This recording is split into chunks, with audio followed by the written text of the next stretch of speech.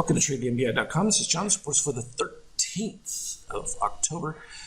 Market doing exactly as expected. We had the white NBI leading the charge here as we rejected along that 50% line. Couldn't hold it, and we saw the white moving above, and we knew that that would present weakness. So as it hit the 50, closed down below the 38% the other day. So when we opened back up and reached right back up to the 38%, couldn't get past it, and it was clear for the weakness there.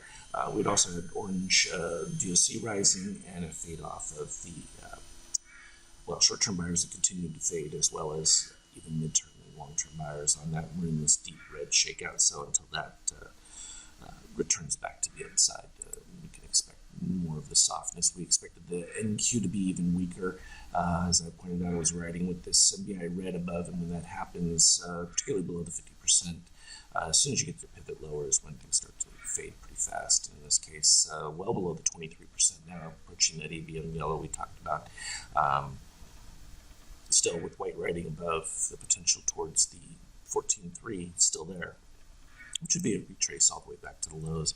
Again, almost old talking about the Eurozone and its continued decay here, as we're right back in the middle of the range between that 116 and 113 range that I've talked about, well, for several years as a normal peg, but the Fed had gotten things outside of it when all that talk of hyperinflation was, and it pushed it up into the 120 plus range, but now right back within the normal.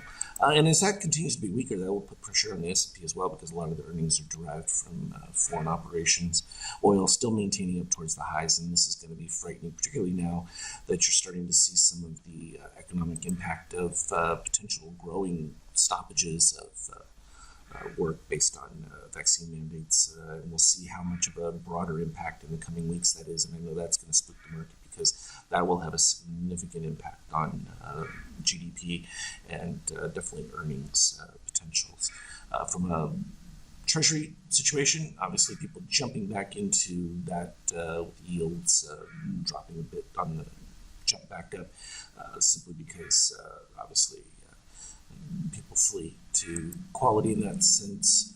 From a Bitcoin standpoint, we had that nice long that took place. It started the short up in between there, but we ended up with the cyan dipping below red in that always buy configuration, but with white leading, we didn't like that setup as far as the long goes. That's definitely a short, and so as it converted to the short, you can see that drop was significant, where the white NBI leading to the 0%. So that was a move all the way from 58,000 down to 54,000 pretty quick. It bounced off that 0% pretty fast here, back up to 55, but that's still within a weakness reading, so I wouldn't expect it. And you typically see that when we see the market started to fade at the end of the day as well, because we talked about this being the alternative to gold, where funds in that, in order to cover long positions on margin or whatever, will sell into those rises, take those gains from it, and rinse and repeat. Gives them added liquidity that way, so there is no margin situation. The market didn't drop enough that would be too dramatic. We were off, just under 20 points. Starting the day, we ended up weak down here, right around that 43.18 range, and that was fine because we started to build up towards the beginning of the morning, and we talked about this setup here coming off that deep red, looking for the rise above 13. At the same time, DOC red being above negative 13 as well, and that led to that boom. But then we got these signals, our little magenta dots here, which were spikes of the magenta, and then it breaks down below the 33, and you have white riding above that 5 range. As I pointed out in the video report, that I would be looking for a secondary signal on that where the white actually crossed, and then it came very close to right here once we saw the red dip, and we ended up with a series of them. And it was just a matter of how many do you want to hit prior to the dip down, and sure enough, paid off all the way back down to the 50% marker, and then we just kind of traded sideways for seemed like forever, back and forth. And then there was a late day pop, and we posted this one too as well, the magenta dots popping back up again towards the end of the day, suggesting a nice move, and we had a solid white NBI above that 40 level. calling for that zero move, and that's exactly where we went when things cooled off a bit. But every little pop was still right around the 50%, and then every time it was happening, we were doing it under increasing pressure, and the secondary magenta signal that came in that led to end of day dip towards the 0%. And even after that took place, we knew that there was going to be a cover because we ended with our orange dipping below, and sure enough, nice pop back up. But as I pointed out on that pop back up, that we would be coming right back down because it was led by red NBI, and below the 50%, when that rolls over, it usually goes right back to the same spot, and that's exactly what ended up happening. So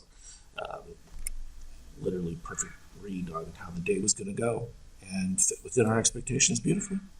So I would expect that we're probably going to see more attempts to move back up towards this 43.40 algo. Unable to do that, I think you can expect us to continue to head to the next lower support, both for the NASDAQ and the S&P lower on the 50K. I think it expresses itself too, because you can see the 50% up here. We were staying below it the whole time, with white leading that charge throughout most of it. So it still has that 43.17 to capture, and so that's still another 15 points, 10 points or so would get us to 19.